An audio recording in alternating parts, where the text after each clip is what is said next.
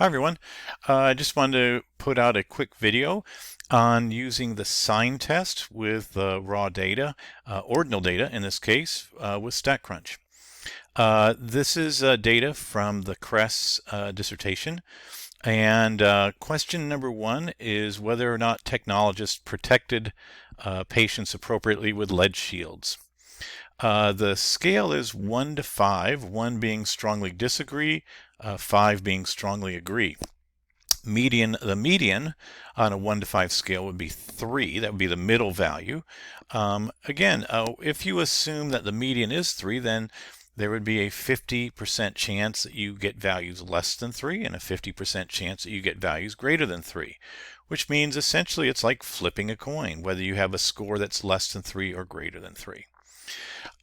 So if I want to determine whether the students, these were practicum students, whether they agreed with that statement, that technologists, the technologists that they observed in practice in the field, if they adequately protected patients in their opinion, the opinion of the students, what I would do is I would go to Stat and Non-Parametrics and Sign Test. And then you can pick the question. It's did technologists adequately protect the patients? It's question number 1 there. I want to perform a test for a median.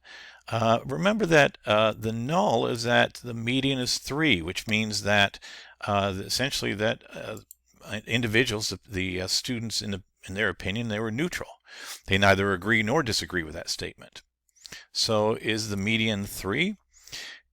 If we want to determine whether the practicum students agree with the statement, we would conduct the alternative of whether the median is greater than 3.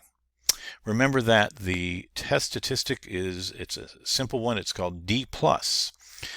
Basically, D+ is the number of values that are observed that are greater than the median in this case.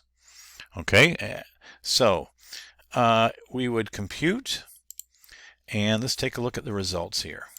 We have the question as it is there.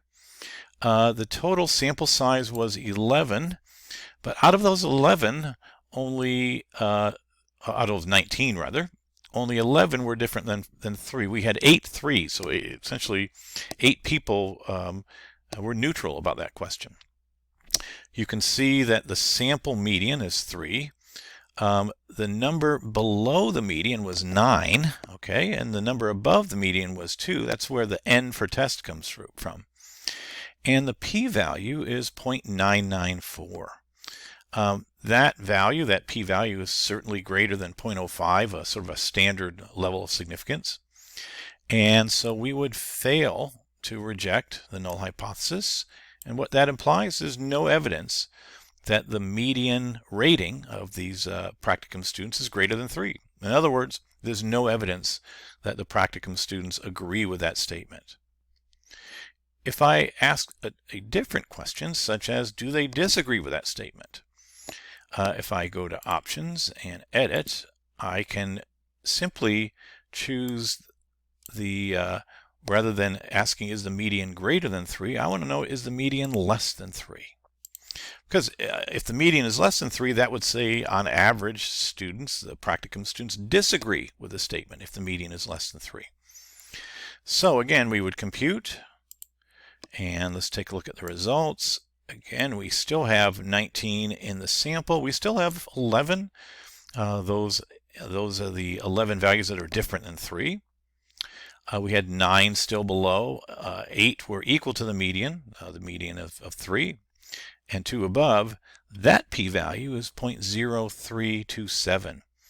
So what does that imply? That p-value is less than a 5% level of significance. So we look at the alternative. We would then reject the null hypothesis. We would conclude that the median rating of these practicum students is less than 3.